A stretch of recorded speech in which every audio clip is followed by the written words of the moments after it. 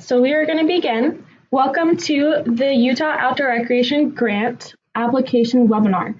Thank you all for tuning in today. We're really excited to have you all.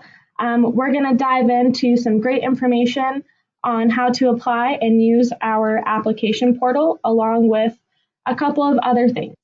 So here's the agenda. We'll give a very quick overview of the grant itself. Those of you who have attended the grant workshop will already be pretty familiar with that information. We'll go over our UORG website where you can find some great resources, and so you can also follow along with us today. We'll talk about the application portal, creating a new account if you haven't done so before. We'll go over the preliminary application and then dive right into the full application and end with some important dates to keep on your radar. So as the Office of Outdoor Recreation, our mission is to ensure that Utahns can live a healthy and active lifestyle through outdoor recreation. One of the ways that we support this mission is by offering this grant to help increase these opportunities within the state. So this is a page that may look familiar to those of you who have attended one of the workshops that we had. It's just a quick overview, summarization of eligibility and just some details about the grant. If you have questions about this page, feel free to watch the webinar that we post on the website a little bit later. You can pause on the screen and check it out. All this information is also located in our program guide, which I will show you where to find that as well. And like I said, here are some things that we're going to be highlighting on our website. This is our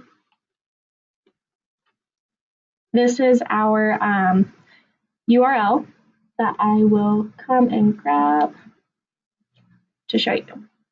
So a couple important things about this website is focusing on this correct URL, and then also this section right here is going to be super important come the time that the application period opens. So on January 10th, the link will go live here for the application portal. This is where you're going to want to look to find that access. As we scroll down, I'll point out a couple of other things to take note of. The first section is this Learn More. There are drop-down tabs where you can find some quick access information.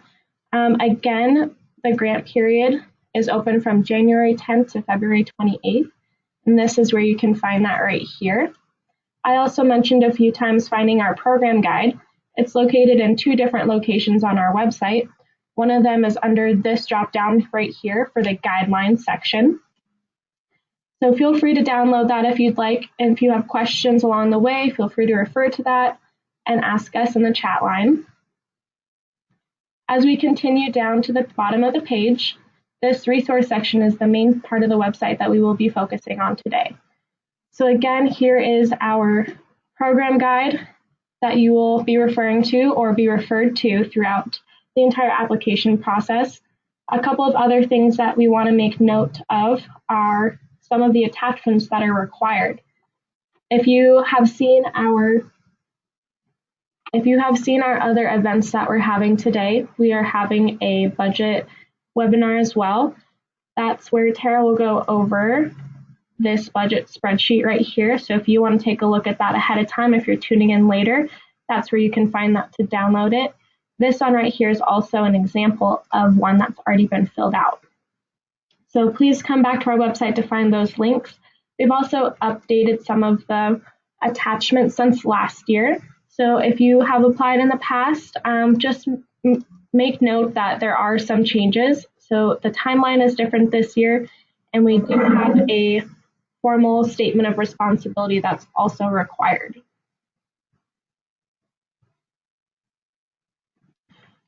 So moving back.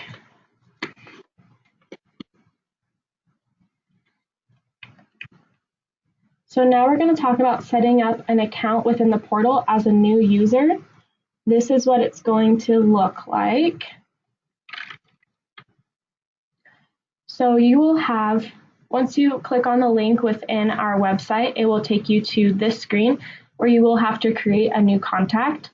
So for example, I put in my info and just the email that I'm using for the sake of this presentation, my first and last name, the email, and my organization, so who I work for, and then you'll go through the steps of creating that full account. So you'll go through The organization section, you'll go through the portal user and then registration completion section. Once you have completed this number 3 section, you will receive an email that looks like this from Jaren. So Jaren is our Salesforce administrator, and he will be available to you if you have any serious questions about using it. After you create your account, this is what the email will look like that you will receive. You then have access through this link right here to get back into your account to finish and start applying. And that will look a little bit like this for you when you come back in. So once all of that's set up and you have your new user account, this is your portal home on the application portal. So portal home is also quickly linked by using this section right here. For funding opportunities, also up at the top right here. Let's click into that and I'll show you kind of a little website tour on how this portal works. So these funding opportunities gives you access to the preliminary application, which is the same place that you'll find it if you click apply. So once I click apply, it gives me access to the preliminary application. This is a link that I'll use to fill out in order to be eligible to fill out the full application. So there's updated content and information within each of these pre-application sections. Please take some time to read those, as those instructions are very important and they're there to help you succeed. This link that we have in here is our website link, again, to help you find some resources more quickly. We've tried to, throughout the entire application process, link to the website and then also link to the program guide so you have quick reference. So after this section, I will hit apply, and then I will apply now. And then great, my application has been generated. So I'm going to start my preliminary application. So each section again also has an overview.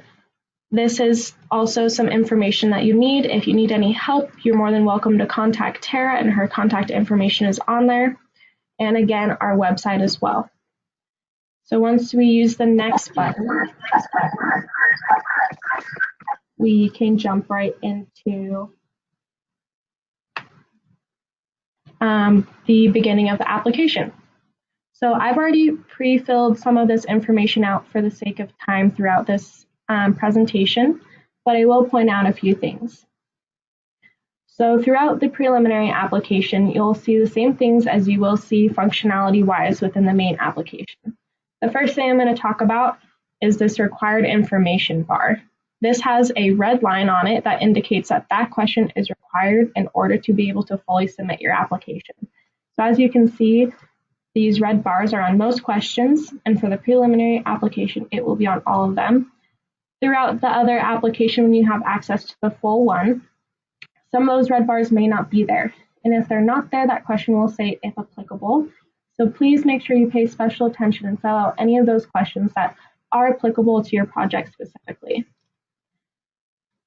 Another thing that I want to talk about are these little loading limit bars. These indicate the character count limit within each of the sections. So for the beginning one, I've only used about 20% of my character limit, so I could keep typing until I hit 100%, as you see down here on question number 4. For question number 4, I'm only putting in 2 letters for my state. If I were to type out Utah entirely, it wouldn't let me. As you can see, it cuts it off after 2 because my character count is completely full. We do have character counts throughout the duration of the application, so please pay special attention to those, especially when typing up longer answers, or if you're copying and pasting from another source to make sure the ending of what you've pasted in doesn't get cut off. The third thing that I want to talk about and mention that's super important that we've updated completely this year are these little orange question marks that are located on most questions that we have found need maybe possibly some extra explanation or some additional resources. If you hover over those, you'll be able to generate the help text. This help text will help you hopefully better understand the question, and if you have additional questions outside of the help text and you can't find it in the program guide and you can't find it on the website, please feel free to reach out to us. We want to be a resource to you. So all of these help texts are new this year, and hopefully that they make a difference for you. As you continue down, there are a couple of other things that you can do. Say if I didn't want to fill out this section first, I could immediately skip over to the qualification questions section by scrolling down and clicking that tab. So I can skip over here and fill out these questions instead if I found that these were easier or I felt that I had been prepared for these ones.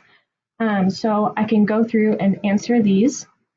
If I have skipped questions and I want to know which ones I haven't answered yet or that I need to answer in order to make this button right here become the same color blue as these buttons, I can go to Review and Status down here to check out what I've missed.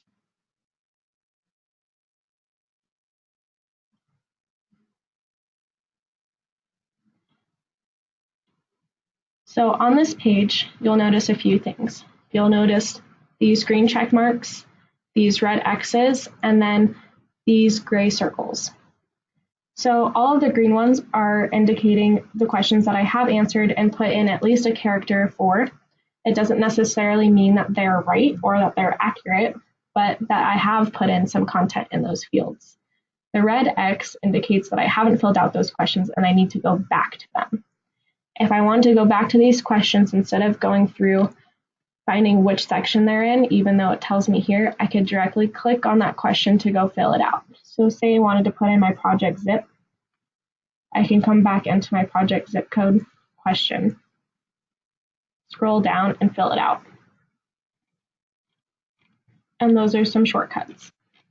Once you've filled out the preliminary application, you will receive an email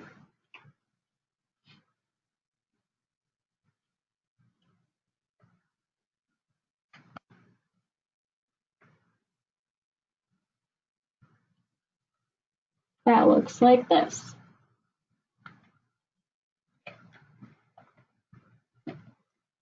This is your confirmation email that you will receive not from Jaren, but from the Utah Office of Outdoor Recreation.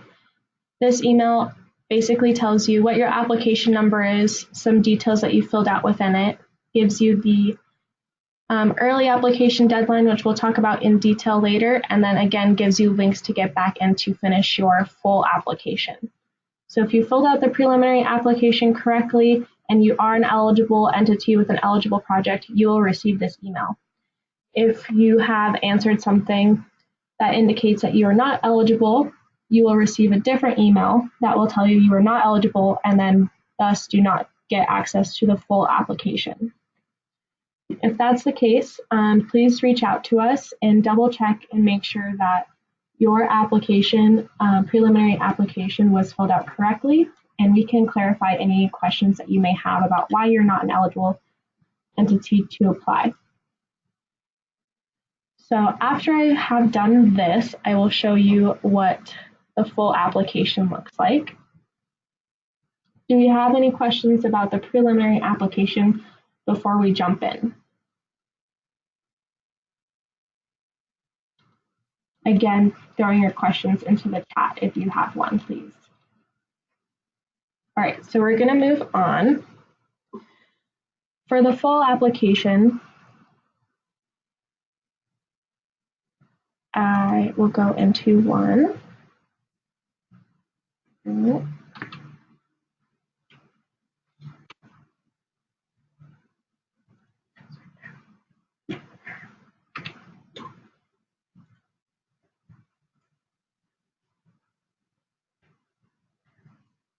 So this is what your screen will look like when you receive access to the full application. This is the beginning information where it gives you again the early deadline. If you're to tell us that you have entered in content, you've saved it within your application, but you have not hit submit yet, we'll be able to go in on our back end and scan it for any red flags that we may see or check if your downloads work properly. So if you're interested in that option, please email us by the 14th and have all that content inside your portal and saved within your application at that time. Otherwise, if you are applying, make sure that you submit your application before February 28th at 5 p.m. The portal will close and you will not be able to submit after that, and we cannot take any late applications whatsoever. So again, here we have a section for accessing the program guide, and we also have our website if you want to click on those. Our website does have our sample application up there right now. So on our website under resources, if you scroll down to the very bottom, you can load the 2019 sample application. If you want to pull this up on your computer in a separate screen, please feel free to follow along. It's about 90% to 95% the same as what we're going to show you right now. Obviously, some small things will change before the application goes live, but to help get a better idea and access some of the links that we have, please feel free to take a look at this sample application as we will be going through it right now.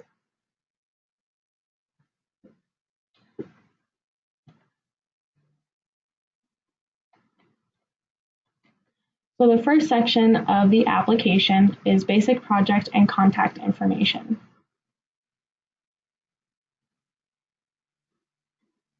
Again, I have already put in some information in here just to demo and give examples. One of the first things that I want to mention about that if you've attended one of the grant workshops, you've already kind of heard this information, but we wanted to make sure it was super clear for those of you who haven't done it before. And that's referring to questions 2 and 3 when we talk about project longitude and latitude and decimal degrees.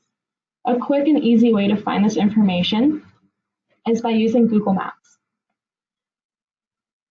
So on Google Maps, if I wanted to find the exact location of where my project is, and for the sake of this question, I would find on the map where it is my project is, and I would just hold my mouse down and generate a click. So I don't know if those of you could see that, but this is where I drop my pin right here.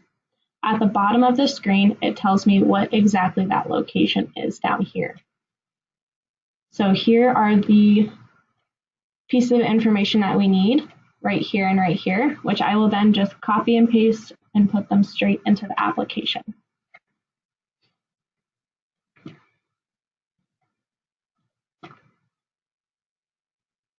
Which I will then put in questions 2 and 3 for longitude and latitude. This whole section is basically just asking for ways that we'll be able to contact you as an applicant and just some backup contact information in case you are unavailable, and that there is somebody that we can also have instead. So one of the things that we highly suggest moving forward throughout the application is to save as you go. It's common and best practice that after you finish a section to just click the save button before moving on to the next section. This helps you in case anything were to happen that's super crazy. If you lose internet connection, at least all of your answers are already in there. So I would save and do that. If you save and exit, it will bring you to the portal home at that point, but your content will be saved. If you hit next, you can go back and see your answers still in there, but before you close out of the portal, you do need to remember to save before moving on, or else you will not have access to that content again. So we have some questions coming in. Let's take a look. What if we have a map in Google Earth already that we can upload that? Can we upload that instead? We do require that a map does get attached at the very end section in our supportive materials and attachments. However, we still do need the coordinates in order for us to identify on maps that we generate internally to know where your project is. Should we enter the longitude and latitude of the organization or where the trail will be? You will want to enter in the information in the longitude and latitude section for where your project is happening. So if that's your trailhead or if that's your project location, that's what we want. We don't need the location of your organization. Great question, so thank you for asking. So now I'm going to save and then hit next before I move on to the next section.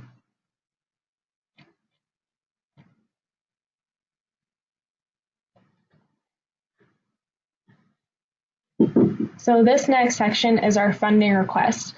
This part's always been kind of tricky in the past, and so we're going to dive in a little bit more into this right now, which Tara can help explain. Yes.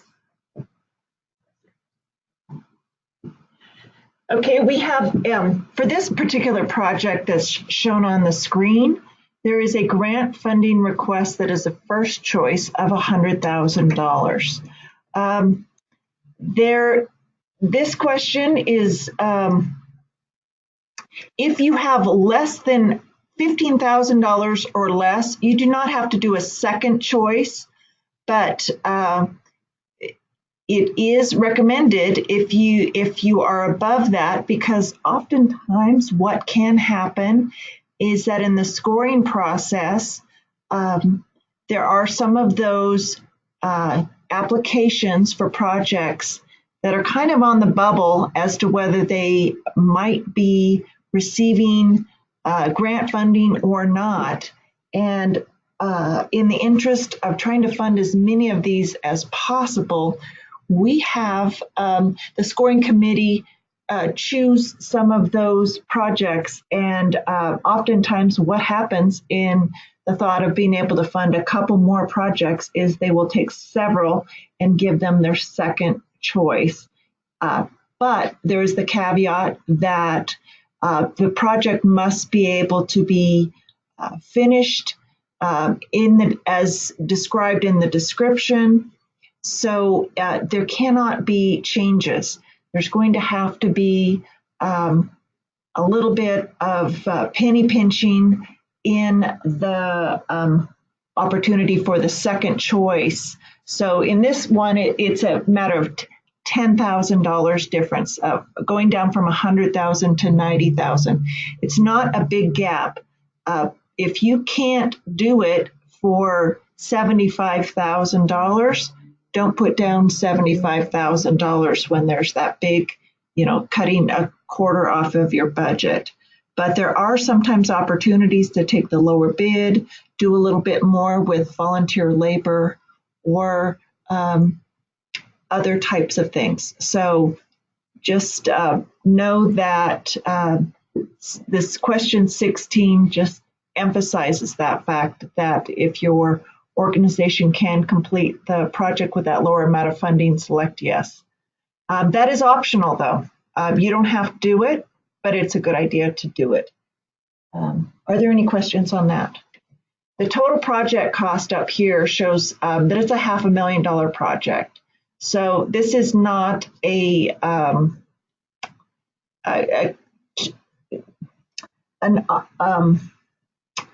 situation where it is being, half of that is being funded, $250,000. So this is a smaller percentage of that.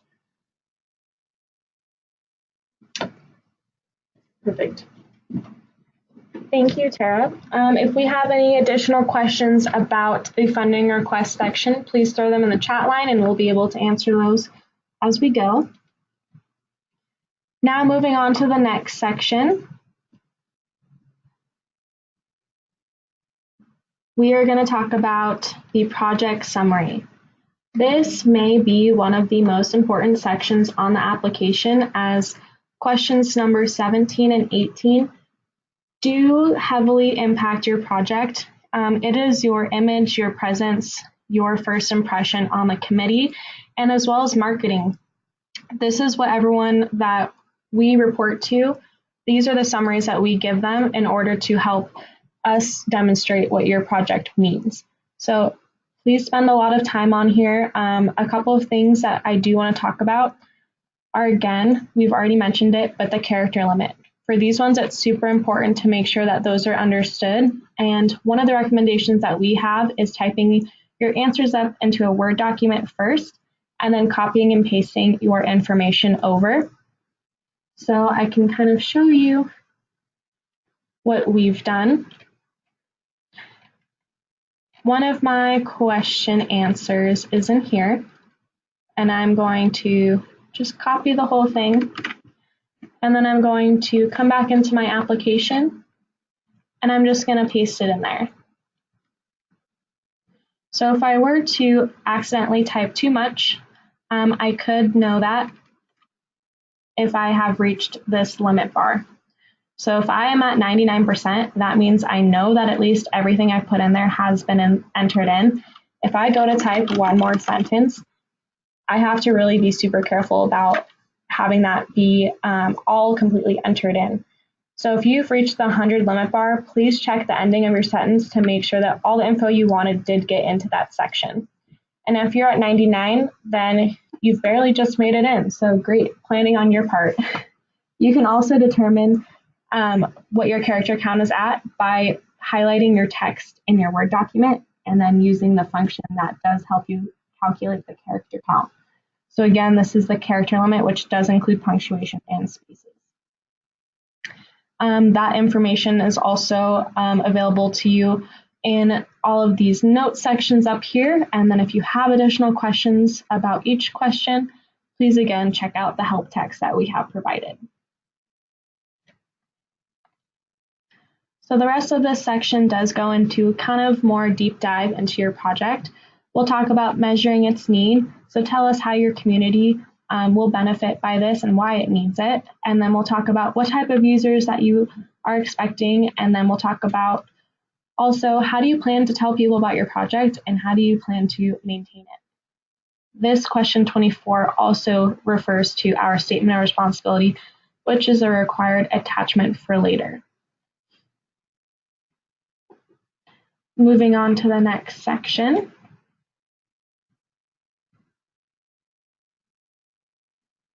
So for project readiness and scheduling, we do require that the projects be completed within 24 months after the award contract.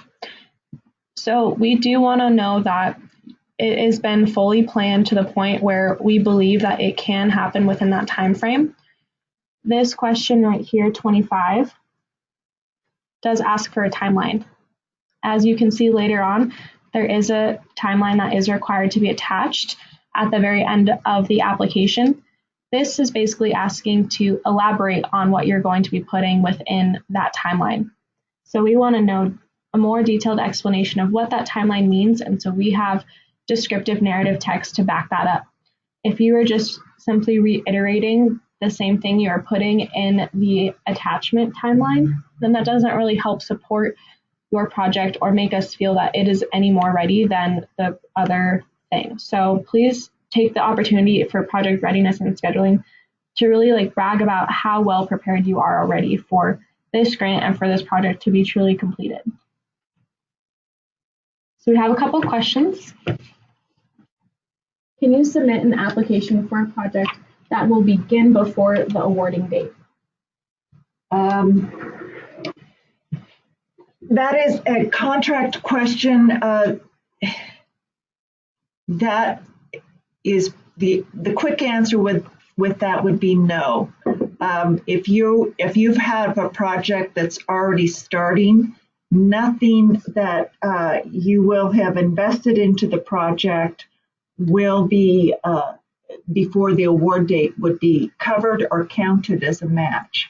So if the project's been started, but you haven't spent a dime yet, that might be kind of a wiggle clause that you might be able to use. But any money, any invoices that are being used at this point would not count until after the award date. And the award date will be in late April. That would be even before the contract date officially starts, which will give you a few extra weeks into your 24-month period. Are there any additional questions? So again, looking at this section, please pay special attention to this one right here, as you can tell it's not required. as compared to question 28.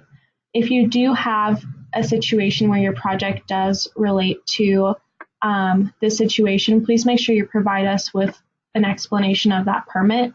You will be required to attach it later on throughout the application.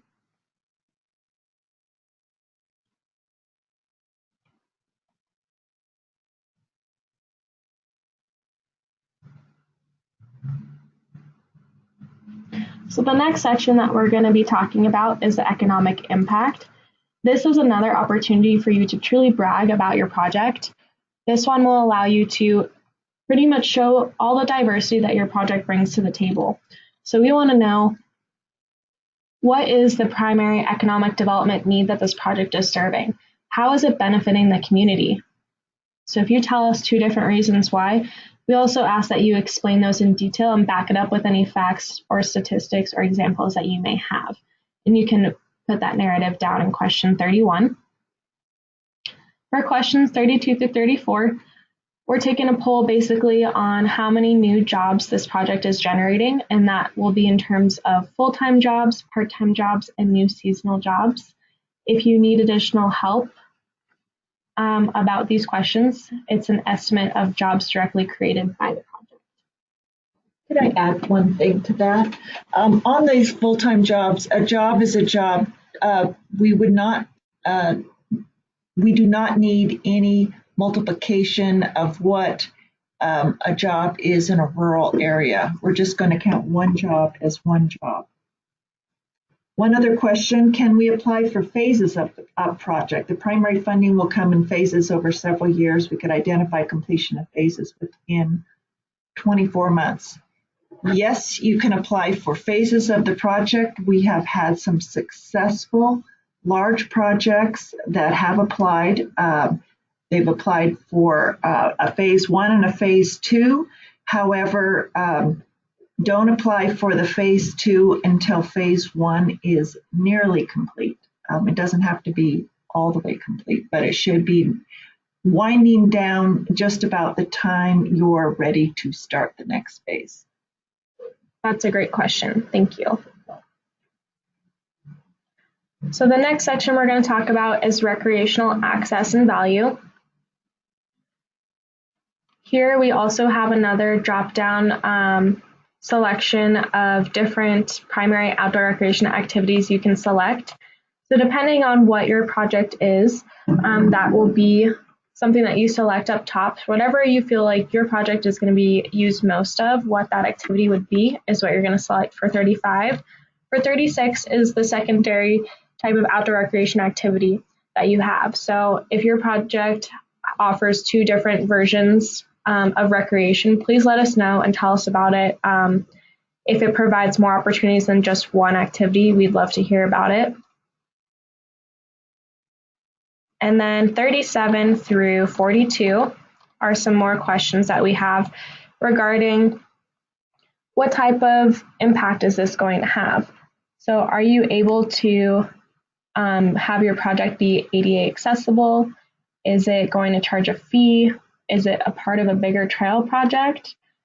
So for question 40, if the project is a trail project, does it connect to a more significant existing trails or area attractions?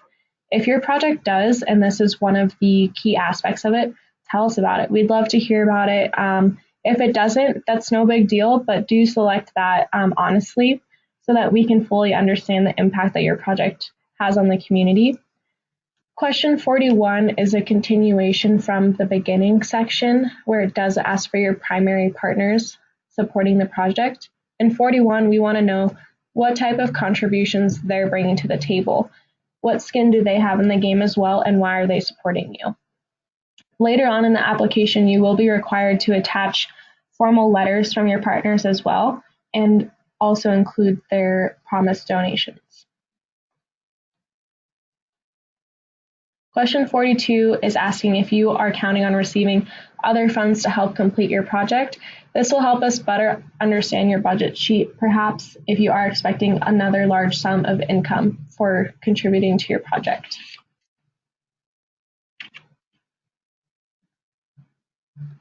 This second to last section is one of the most important, and it does have kind of a wide variety of attachments required.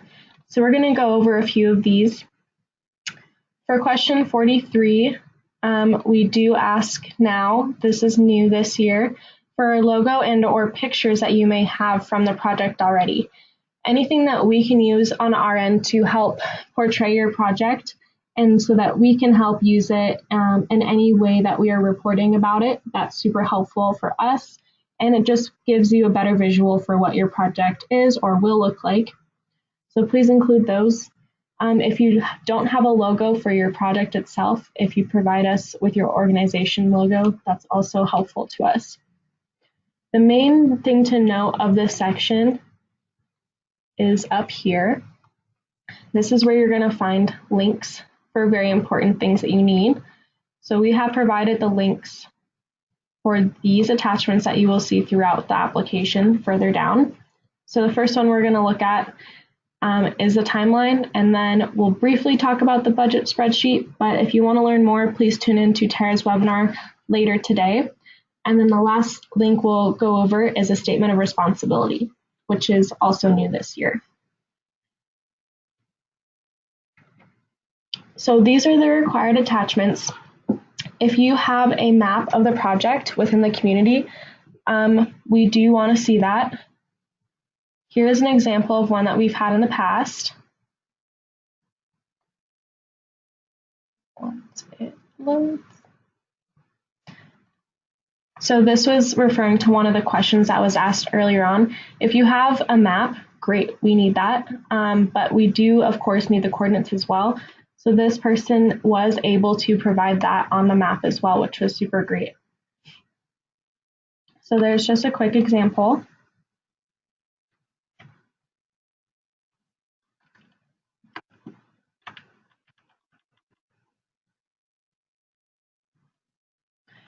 Moving on down to the site plan or concept drawing, we do need a detailed conceptual drawing that includes the orientation and layout of the project itself. And I can show you an example of an attachment that we got last year again.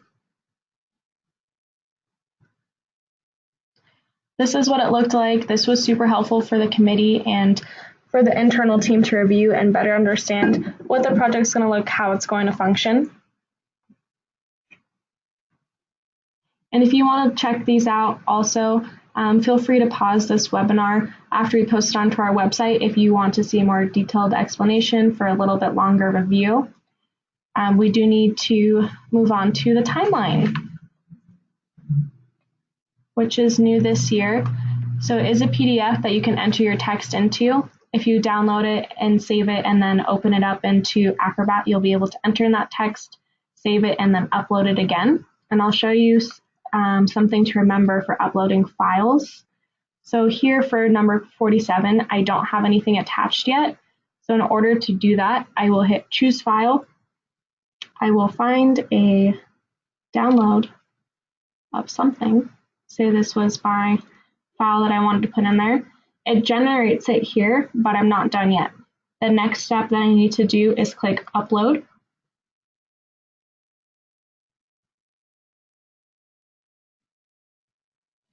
Once it's uploaded, I can scroll back down and I can check out what exactly that file was that I uploaded, and I'll also be able to see the date and the time that it was added. If I look at this later, say I've updated it since and I've saved my application, I can delete that upload and upload a new file instead.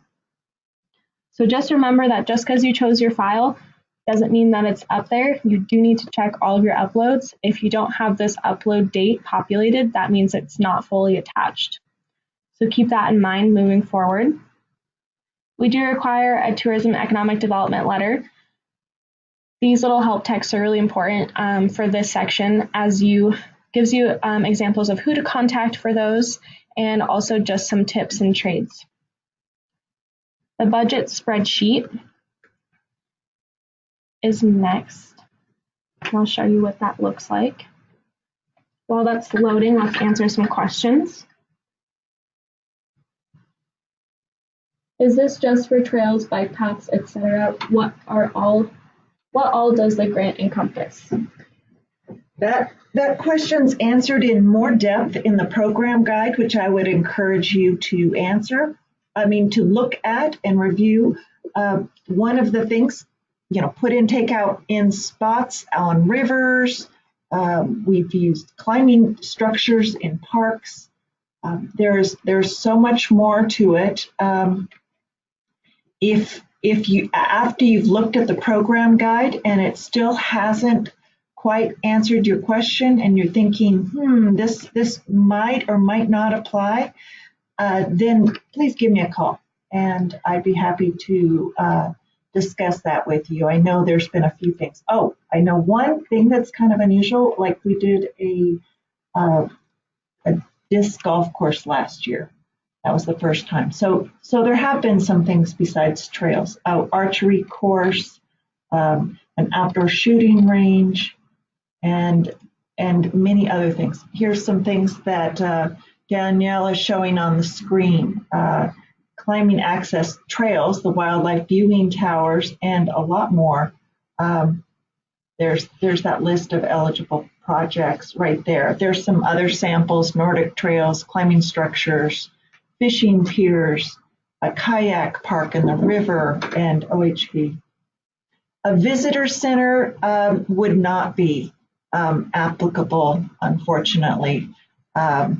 If you're doing a visitor center and the visitor center has trails that will access it or something outside of the visitor center, I would use that. You may want to check into other types of grant monies, such as CIB money, to see if a visitor center might be something that they might be able to pay for.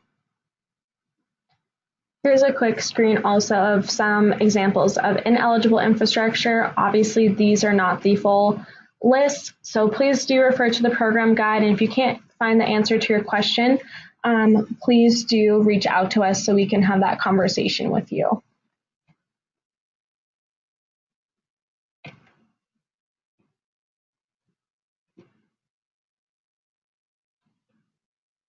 Let's get back.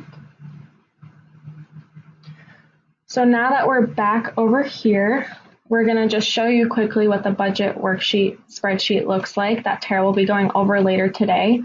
It's also available on our website to download if you want to take a quick look at it as well and help prepare yourself for any questions that you may have about it later. We would love to talk to you about that and be a resource for you. So that's what it looks like. For the statement of responsibility, this is what I also mentioned is new this year. Same format. Basically, it's just asking some basic information. So what's your project? Who's going to be responsible for maintaining the project when it's complete?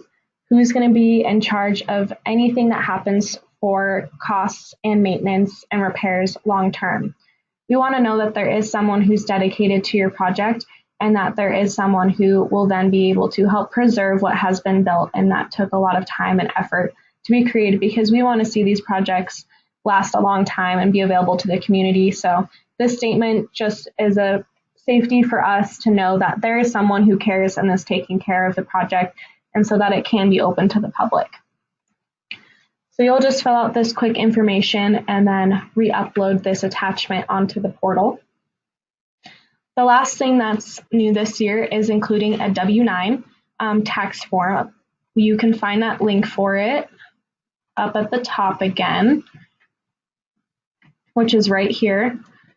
So please download that, fill it out, and attach it. And then you can also, again, find the statement of responsibility link, the budget spreadsheet link, the project timeline link, and the program guide if you're interested. All on here, and they're also all on our website. So if you have any questions, please let us know. The last section of the application is for those of you who have some projects that may require some additional permits or documentation that we need to see. So if the applicant does not own the land, you will need to fill out a landowner approval letter and attach that for us. There's an example of this on our website if you need it. Question 53 asks for NEPA documentation. You'll need that if your project is in or crossing federal lands. So please require those. We do require those documents if this is your situation. If we realize that your project does go through here and you have not attached this NEPA documentation, it will be a red flag to us that that has not been completed yet, and that's a huge holdup for the project. So please make sure that you check all of these and see if any of them are applicable to your project. We do need all of these documentations if they are related. So again, sensitive wildlife area documentation, we will need that. So you can also hover over this help text. Sarah Lindsay of DWR, her email is in the help text for your reference. If you do need access to her specialties, please reach out to her for any questions regarding any special species or if your project is within a sage grouse management area and so on. For the permit of Army Corps of Engineers, please attach that if you have a river project.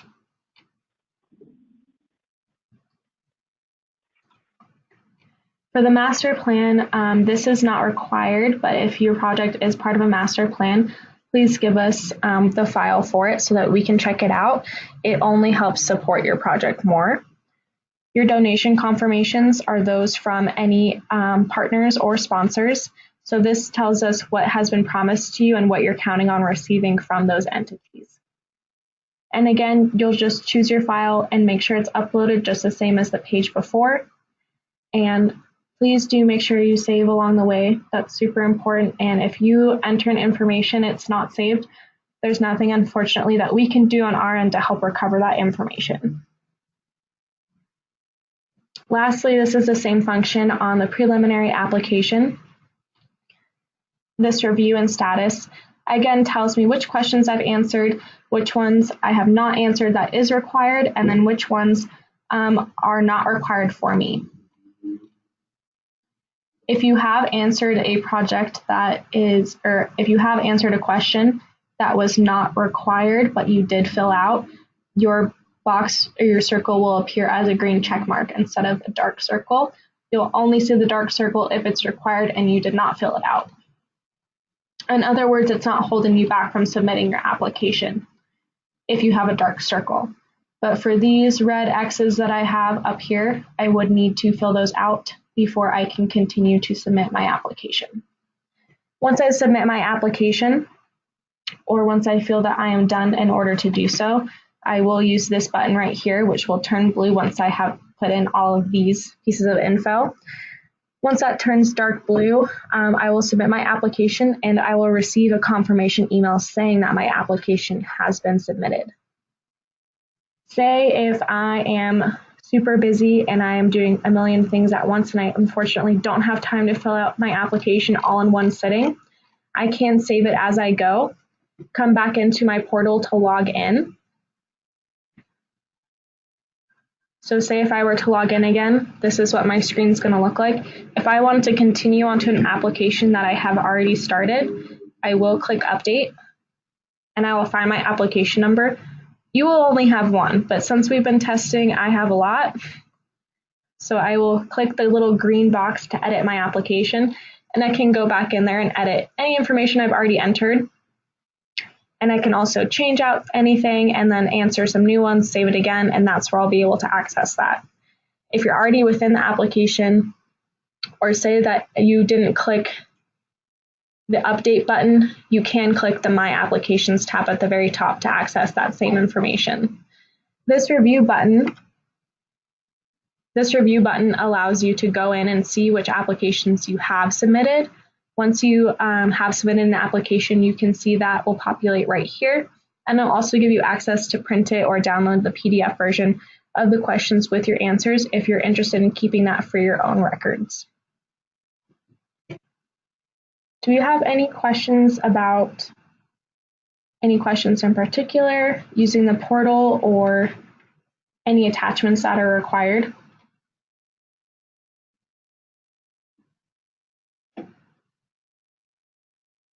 If not, I do want to give, we do. I'm guessing we only can do one project per application. What is the application limit? Sorry, I might have missed it. No worries. You can submit more than one application you can submit in multiple applications, however, they do need to be for different projects. So each application within itself is assigned an application number, and that number and all that content gets referred back to us and our group and our scoring committee as one whole project. If there are a couple of other things hidden between there, we're not quite sure. Our application also only gives you access to put in one funding request per project. So you would unfortunately need to fill out 2 applications, but it's easier on our end to help separate all the attachments as well. So yes, if you have multiple projects, please submit different applications for those. Thanks, great question. So if you do ever have a question about your application or about using Salesforce, say you created your account but had an issue, when you reach out to our team, there are a couple things that we need from you when you reach out to us. One of them is the project name that you've entered in your application. We also need your application ID, which I can show you where to find that. These are the application IDs that I have right here. So you'll give us that information, your project name, and then if you also want to send us your email confirmation, that's also helpful because it gives us all the information in there as well. So that way we can look up your info and help better assist you. Let's go back to the PowerPoint.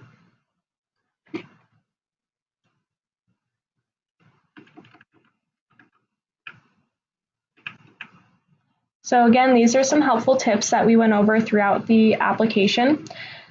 Please don't wait until 4 or 5 p.m. on the 28th of February to submit, as our system could get overloaded and you might not be able to have the chance to submit. So keep track of those dates. Save attachments as PDF so that formatting is not altered. That's the safest file form for you and for us. Again, please use a reliable internet connection. Save as you continue throughout your application and check for your email confirmations. Those are all super great tips. If you do want a copy of this tip list, please again pause our webinar after we post it on our website to view this list a little bit longer. These are some important dates that I do recommend taking down if you're interested in applying this cycle. Again, our link will go live on our website on January 10th. You have access to fill out and enter all information for your application until February 28th at 5 p.m. That's when the application closes. As the application cycle continues and as our committee gets prepared, you'll receive final decision of your grant approved by the end of April. At that point in time, you'll have that access to sign a contract that will get sent out to you by May or June. Once you've signed that and brought it back to us within 2 months, you'll be able to have access to start your project, and your project again must be completed within 24 months. So we're looking at projects being completed by May or June of 2021.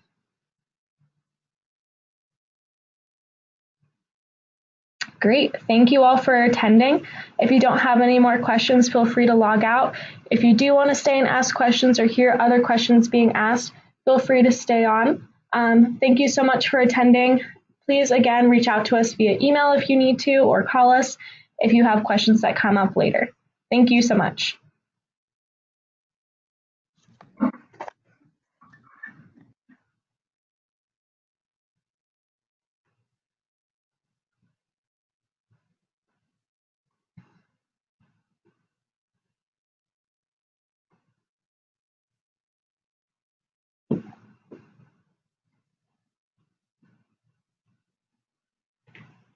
So we did get a question. Is there an opportunity or requirement to detail your project in person to the board? That's a great question, Kim. We've actually had that question a few times. We haven't provided that opportunity in the past. So that's why we have this full application process. The whole point is to do what you can to sell your project as hard as you can throughout this application. And that comes with your project description and your project attachments being super great and well organized so that the committee can understand through those details what exactly your project is and its impact on the community.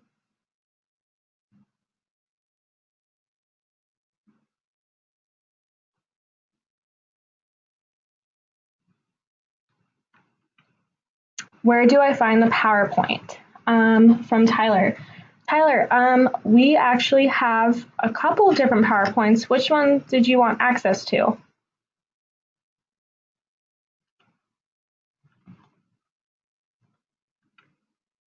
Here is our contact info that you can find Tara and I at, our office numbers, Tara's cell, and then also our emails.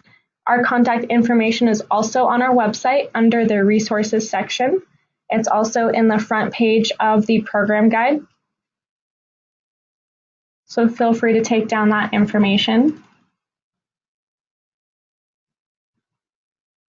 Could you please send an email with the sample questions spreadsheet?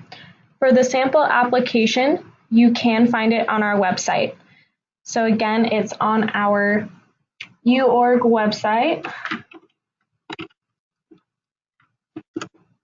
And I'll show you where to find our contact information on there as well.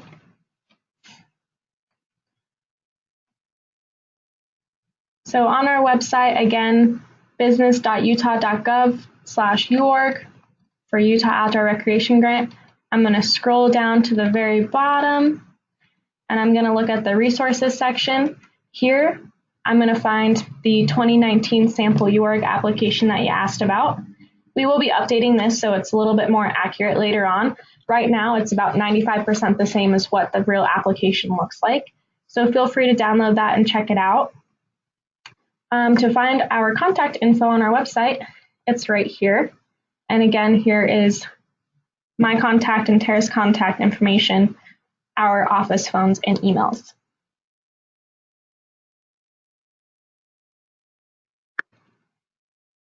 The sample question spreadsheet is on the website. Thank you. And Cole, Rose did email you the spreadsheet as well. Thanks, Rose. She will. Well, great. Thank you all so much. We really appreciate it. Thanks for the compliments. We're glad that this was a resource for you guys and that you're able to gain some information out of it. I've got a question here on an outdoor ADA play area, Angels Landing, that's in need of serious update, 25 years old. Areas linked to numerous ADA compliant trails, etc. Is it eligible for funding? It really depends. If it's a typical playground, it probably is not.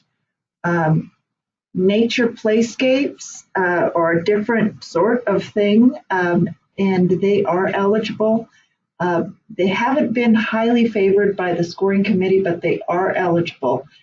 Perhaps the ADA compliance on that might make it more attractive for the scoring committee. So I would perhaps chat with me offline, and we can go through that. But if it is more of a standard playground, it is not eligible, even if it is ADA compliant.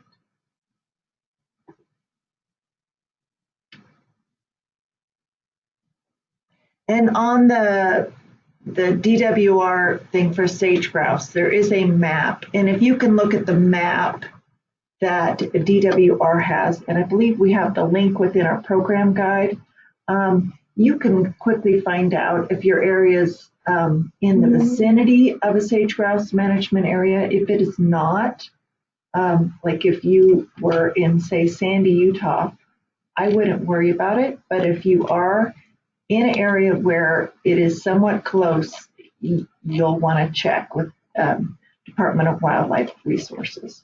And Sarah Lindsay is the one who will link you to the biologists who are in the field and experts in a given area. So Danielle showing an example of what the sage grouse management area map looks like. And So the link is within our application. So once you see that question pop up in that bottom section, the link is available up in that help text and up in that section heading for where that information is required, and it will bring you to this website. And you'll have to scroll way in. Sorry. The other way. And sage grouse management areas hopefully are appearing on this. Yeah, the management areas are in the green. So if you are in those areas, you definitely want to be getting in touch with the, and there are several of these. They almost look like little Sitla blobs on the map. But please just call the Sarah Lindsay, and she will get you in touch with the appropriate wildlife biologist, who will either tell you a worst case scenario that you can't do the project at all, or most likely, if you're going to do the project, you can only do construction during this time of the year. Or maybe that you have to slightly move it in the case of a trail. It really depends. Great question.